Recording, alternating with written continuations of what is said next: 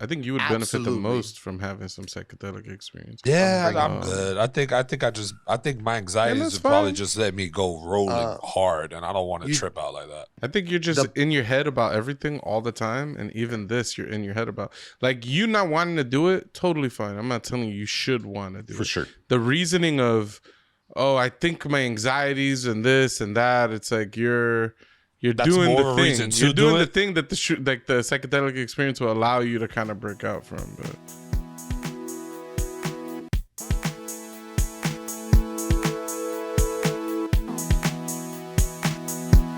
well, I mean, ain't nothing soft than trying psychedelics for the first time. Tell you have you that tried much. psychedelics, Tony? Never. I would never do that. You would never. I would rather do cry. psychedelics? I would rather cry than try psychedelics. Facts. I do not want to be in a portal with mushrooms or anything growing into me. That's what people say when they take these psychedelics. They go into this new world. Like, I'm just saying. I think you have like such a misconception. I think a lot of people have a misconception about drugs. And I think it's Just kind of psychedelics. important for people to like recreationally try things sometimes and experiment, not with crazy drugs, like, because we're not trying to go to the guy that's in Colombia, the professor that shoots up heroin regularly. Not that. That's not where we're trying to head, right? But like party drugs, a little cocaine, see what that tastes like. What is this? I don't know if Coke is the one I would say everyone needs to try. I just read this account Coke sucks. I just read this account on Reddit about this guy talking about his first time ever smoking crack. And it was very interesting and it was terrifying. It was absolutely terrifying how quickly he said he could feel himself getting addicted to crack the first time that he ever smoked it. Oh shit. What? Yeah, he was talking about like before he was even done inhaling, he was already thinking about the next hit and the next hit and the one after that one, and how he just wanted to keep this good feeling going. Like he said it was like a mental orgasm, basically. Yeah, it's like a euphoria, they said. It's like a euphoric feeling. That sounds horrifying. Coke is also the same way where you get a cokehead, they're gonna come back and keep buying the rest of the night. It's like a cokehead thing. Yeah, it's that thing. Like it's that joke about like you buy an 8-ball on Friday and it's gonna last you all weekend. Then you buy an 8-ball on Saturday, and you're like, oh, wait, this is all we need. This will get us through the rest of the weekend. And then Sunday, you're hitting up your dealer again. For sure. But the difference between that and the mushrooms and all that is, does it give you the same feeling, like a feeling of like you need it more? No. As far as I'm aware, like the psychedelics I'm aware of, like, are not really addictive in that manner. I mean, a lot people of might be addictive to the experience or whatever, that they want to experience it again, but I don't think it's the same way that you'll dysfunctionally like be clamoring for it all day, having withdrawals, or like selling all the things in your house just to be able to like afford another hit. Like I don't think that happens. I think it could actually cure some of your issues, mushrooms in particular. I think especially you need a guide. You need somebody there with you that has done it before, and just for them to just, guide you through the process. Make sure, if your brain tries to go to a dark place, a lot of the times people have bad experiences because they are either harboring bad feelings, or they went through some PST stuff that they're not, like, they haven't fully processed. So a lot of your insecurities come out. A lot of the things that you're scared of, your brain kind of brings them to the forefront, kind of like allowing you to like see that it's not anything to worry about. Like you could see spiders on the wall. So like if like let's say that's what you see some spiders on the wall.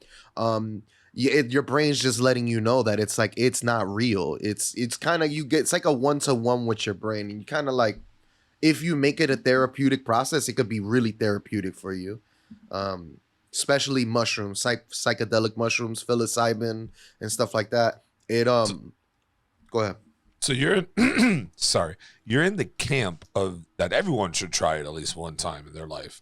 Absolutely. I think you would have Go ahead. Go.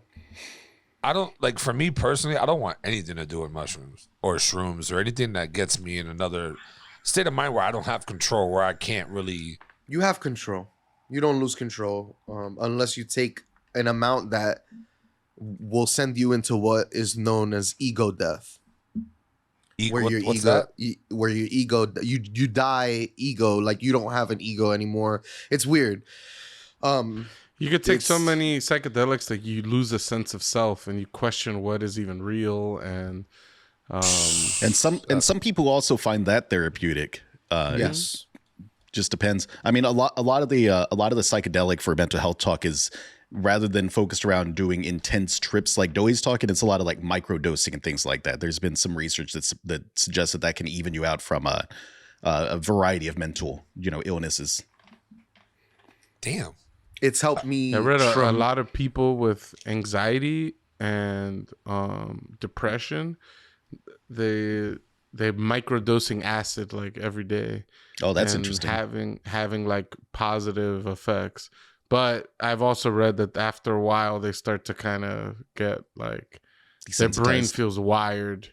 Like they're like like they start getting a little bit like, a little bit too much or whatever. But that's microdosing. You're taking such a tiny amount that you don't feel high at all. What you feel is just less anxiety, less worry, less concern about some boosted euphoria. Like your mood. Yeah, you'll be happier. Your mood is better. And just basically, so like there's different types of psychedelics because I wouldn't microdose. So. I mean, it all depends. If I'm gonna sit there to take this drug, I want to get high. You want the trip. Have the experience. I want the trip. You want to ride the unicorn. Yeah. No, I'll go have sex if I want to microdose. Like if I feel good for the rest of the day. Also, it makes sex incredible. It makes sex crazy good. Tony, you'll be flipping girls 3 times. I was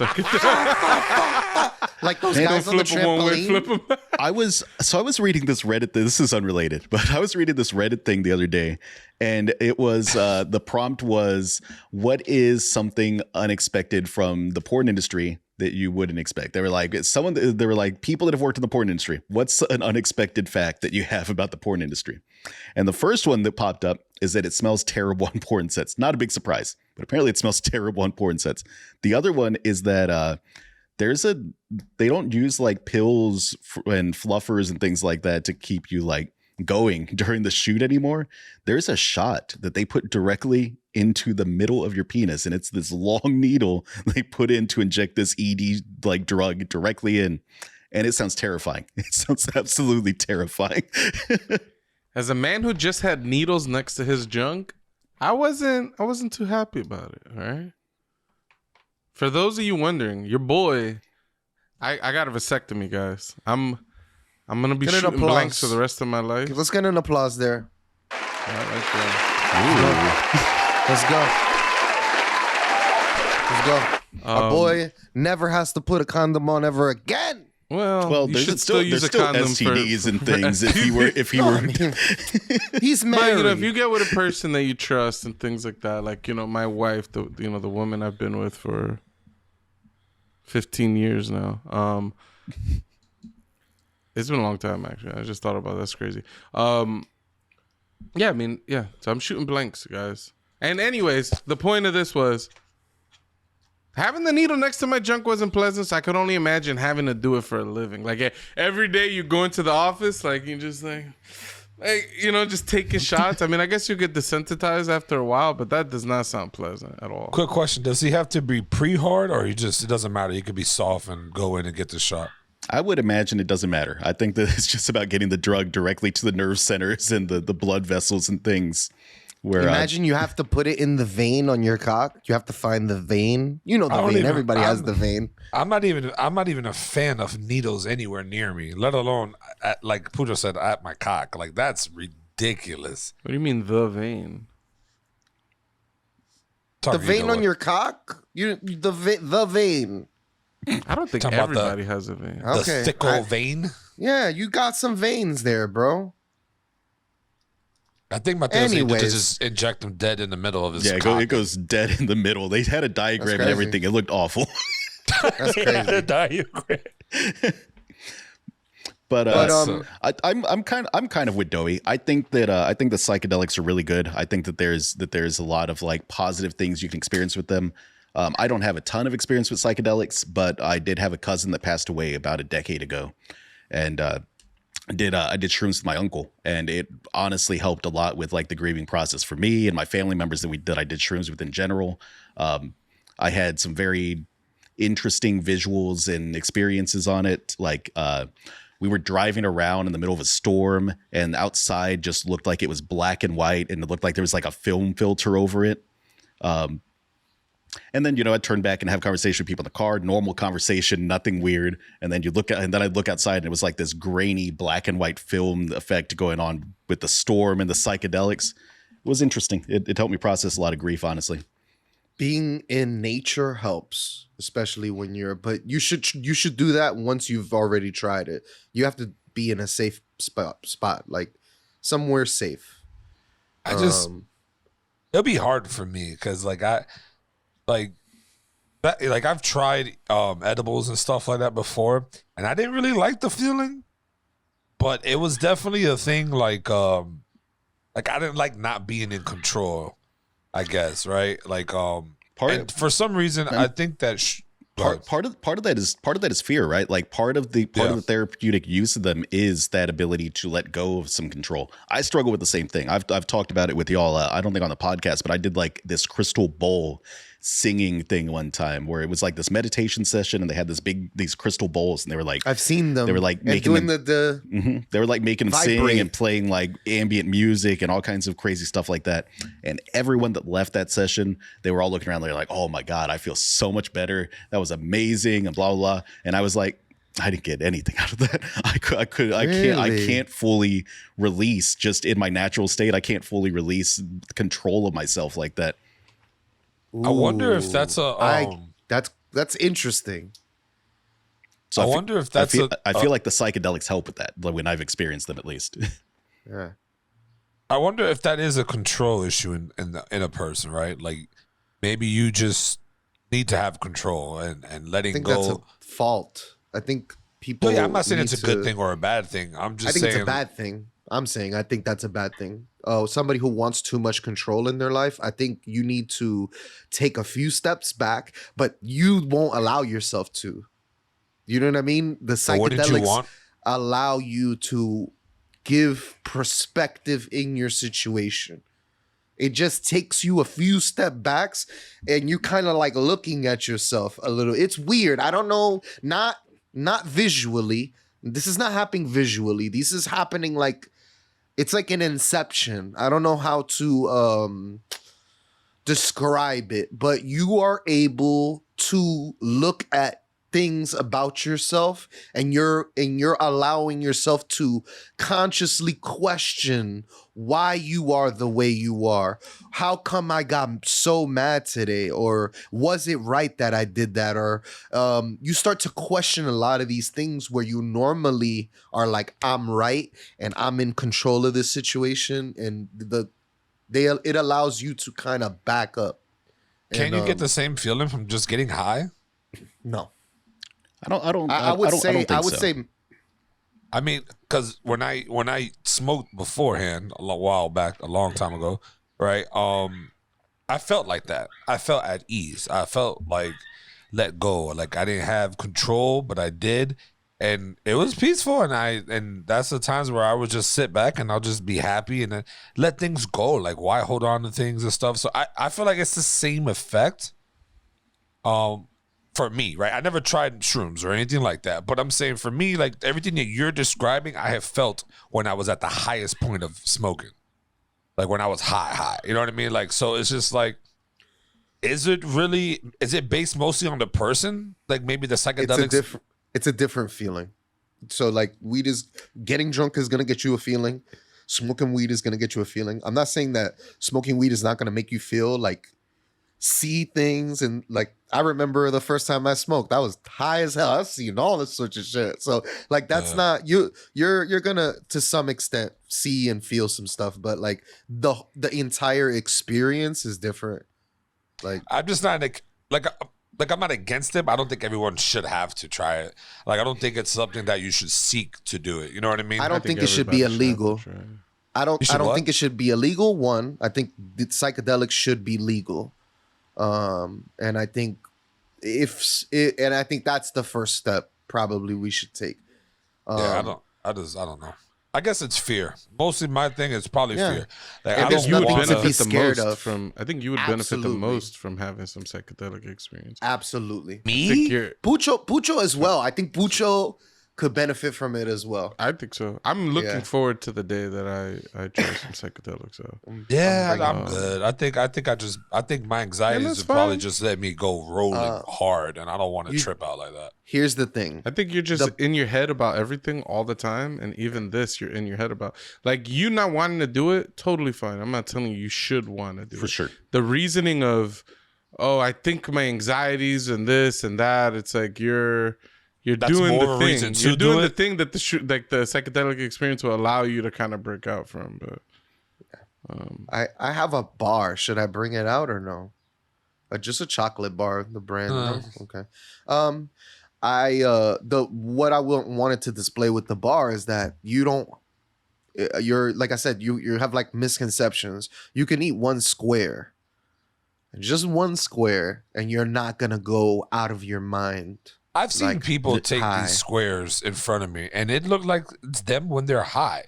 So it's just like no, but what I'm saying is you can like ease yourself into it. You're not gonna have like a hard trip if you eat one square. This is how you know that I haven't done psychedelics in a while, because like when I did psychedelics, we just had to deal with the mushrooms and just chew the mushrooms down and eat those terrible things. Yeah, I like chocolate bars. Chocolate bars are fire. But the problem with chocolate bars is sometimes the dosage is off. So I've gotten chocolate bars that I'm like, I've eaten this much before, and I've felt I was like, this is not the same feeling I got. And then like the other half of that bar, I was like, whoa, what's happening? It is just too much. And I'm like, so sometimes the dosage in the chocolate may be like stronger on some sides than others. But like I said, the good part is that they break it into chocolate pieces, and you take one. If you don't like how you feel after taking that one, that's it, and you ease out of it. And but if you do like how you feel, you take more. Yeah, I mean, maybe one day. I don't know. I just not in the camp of trying to even look. I've never been that type of guy that wanted to like try drugs or anything like that. Me neither. I mean, I grew up around y'all. Y'all know I was around people every single day doing all types of stuff, and the only thing I ever really participated in is like I drink alcohol. I've never really been interested in drugs like that. It's just, over the years learning about psychedelics, learning about how it could impact anxieties and things like that, and even some people realizing, like, some people have a trip and they claim it just rewires their brain. Things they've had problems with in the past, they just don't anymore. And it just seems like the experience is largely positive across the board. I've never heard of people like, oh, they went and took shrooms and then their brain was just destroyed afterwards. Like, it's just a lot of people tend to just have this like very positive experience. Like, of course you hear about bad trips and things like that happens, but those are like temporary things. Like, you feel that for that moment and then it passes or whatever. But it just seems like the experience is largely positive. It seems to be very therapeutic for them.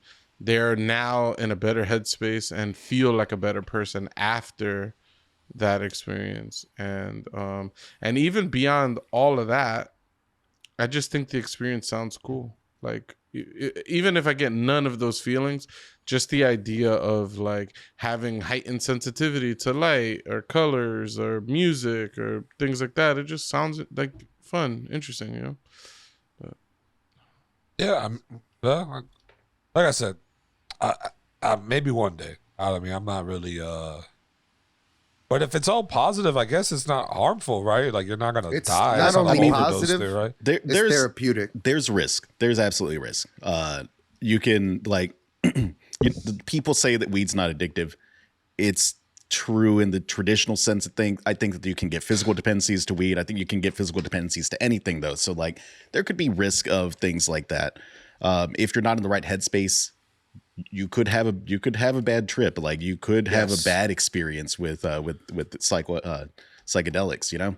Yeah, it's about it really, like if you're depressed and you take shrooms, you're gonna be more depressed. When you're gonna be high, but you're gonna be still very depressed. So it is very much about like what mood you're in.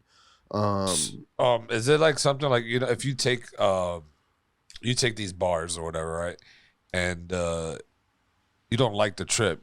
Is it as simple as just close your eyes and just try to go to sleep, or no? You're gonna ride this. It's wave. hard to go to sleep on shrooms. What you can do is drink a lot of orange juice, and the orange juice will cancel out the shrooms. I've heard that one. Really? Is that one actually true? I've always heard that one.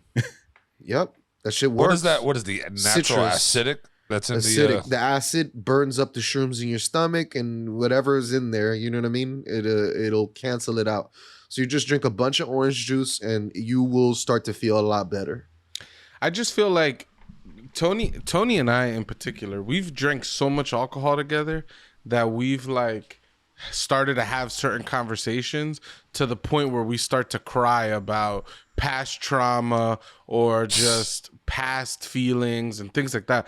I feel like there's something there that a psychedelic could unlock far further than alcohol can. You probably won't need to drink that much to get that. I would recommend not drinking while you're on psychedelics if you're using it for a therapeutic purpose. Wait, I'm not recommending that. I do everything. I'm like bong rips, alcohol, then water. I'm doing it all. It's like I'm just saying that Tony and I have had very just drinking and talking and chilling. We've really been in tune with our emotions and stuff like that in a conversation and stuff. And I just feel like psychedelics would unlock that far further and maybe allow you to kind of work through that a little bit better. But absolutely, I don't know. I just feel like the fact that those experiences have occurred, I just feel like we're candidates, Tony. That's it. We're candidates. I think if you do it, I'll do it with you. That's yeah, it is best to do it with someone else, especially the first few times. Don't do it alone. Like I don't. Yeah, you don't want to do it alone. And I've heard you want to do it with at least one person that's sober. That's especially the first time, or at least with people that are very experienced in it. You don't want to be zooted out of your mind and not have anybody nearby to help you like ground yourself. Like I can only imagine. That would be wild. One other psychedelic that I tried before we like move on. Salvia. Oh my god, bro. Now that is a psychedelic. That's a psychedelic that you cannot control. That's it. You have lost control of your body. Maybe that's what I'm talking about then. Maybe that's the type of psychedelics that I'm talking about where people just go lost. So I smoked this shit out of a bowl. Bro, when I'm telling you that just a few seconds later, I didn't even know where the fuck I was at anymore. See, I'm good. I was zapped into a different plane. It was like, it was weird. It was like you live in 3D. It felt like I was in like 4D or 5D or like 2. I don't know how to explain it.